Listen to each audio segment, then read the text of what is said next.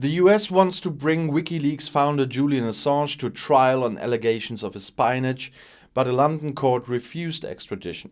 Now the appeal of the US Attorney's Office is to be decided.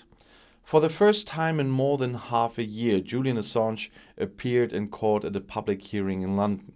Because the British court had recently failed to comply with the US extradition request, the US prosecutor appealed the verdict. A decision is now to be made about the scope of this appeal procedure, which has already been approved, at least in part. The US judiciary wants to try Assange in the United States on allegations of espionage or espionage. The whistleblower and WikiLeaks founder face up to 175 years in prison there. However, a judge in London had rejected the extradition request with regard to his compromised mental health and the expected prison conditions in the USA.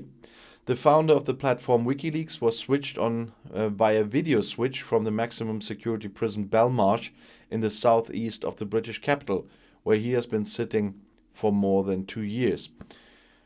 The US attorney questioned an opinion on the mental health of the 50-year-old on the day of the trial.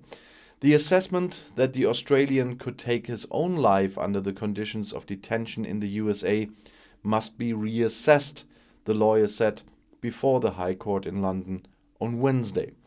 Meanwhile, dozens of supporters of the Australian gathered in front of the courthouse, demanding his immediate release with chants like "Free Julian Assange."